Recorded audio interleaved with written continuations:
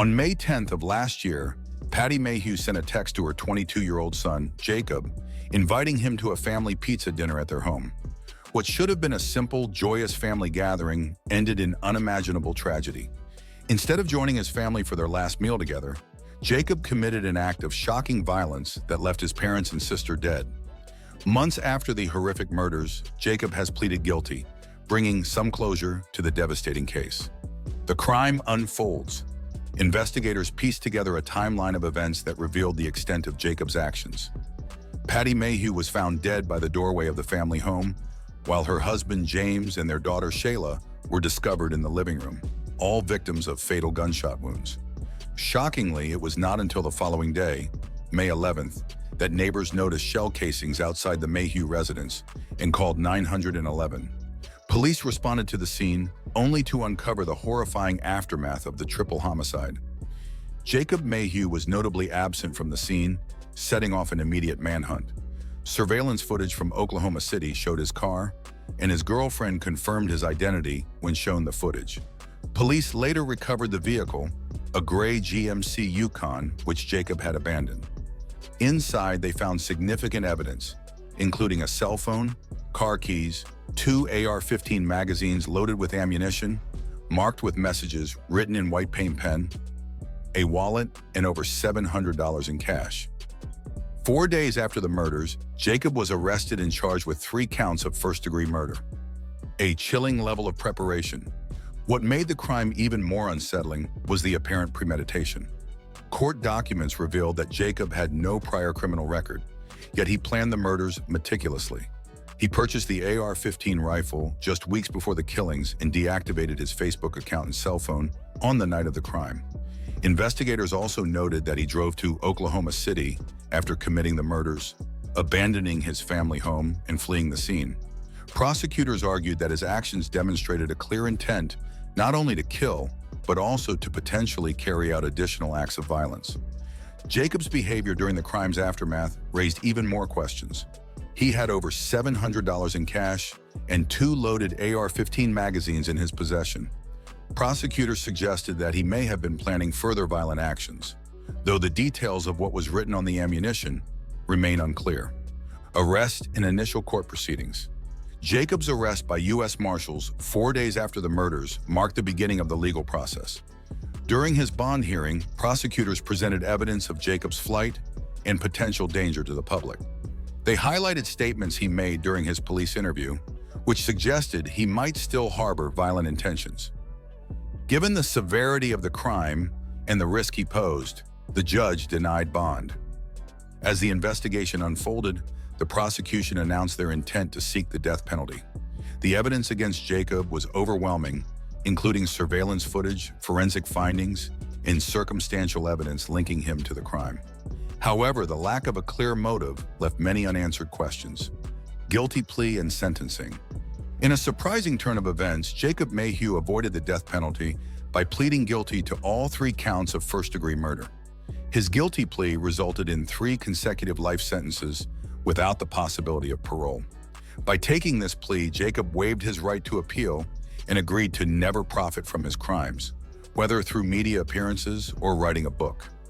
Prosecutors emphasized that the decision to accept the plea deal was made in consultation with the victim's extended family. For them, avoiding a lengthy trial and ensuring that Jacob would never be released provided a sense of closure. Criminal defense attorney Kesha Early explained that such agreements are often reached to spare families from the emotional toll of a drawn-out trial and potential decades of appeals. The community reacts. The Mayhew family was described by friends and neighbors as kind, loving, and generous. Their sudden and violent deaths left the community in shock and mourning. Neighbors who discovered the shell casings outside the family home played a critical role in alerting authorities, ensuring that the crime was quickly investigated. Despite the guilty plea, many questions remain unanswered. What could drive a young man to commit such a horrific act against his own family? Investigators could not identify any prior incidents or conflicts that might have foreshadowed the murders. Jacob's plea agreement means he cannot be compelled to testify about his motives, leaving the reasons for his actions a mystery. The psychological and legal implications. The case highlights the complex psychological and legal challenges involved in such crimes. Without a clear motive, it is difficult to fully understand Jacob's mindset. Did he harbor deep-seated animosity toward his family? Was he battling mental illness or other personal demons? Or was this an inexplicable act of evil? Attorney Cassia early pointed out that sometimes there is no rational explanation for such heinous acts. Evil doesn't always have a clear reason, she said. We may never know what led Jacob to kill his parents and sister. What could have happened in a trial? Had the case gone to trial, the prosecution would have faced the challenge of presenting circumstantial evidence without direct eyewitness testimony. While the forensic evidence in Jacob's own actions strongly implicated him, a trial would have required the prosecution to build a narrative convincing enough to eliminate reasonable doubt. Jacob's defense team might have argued that there was no direct evidence linking him to the murders. They could have suggested alternative theories or highlighted the lack of a clear motive. However, the overwhelming circumstantial evidence, combined with Jacob's flight and subsequent confession, would likely have made it difficult to secure an acquittal. The aftermath. Jacob's guilty plea means he will spend the rest of his life in prison with no chance of parole.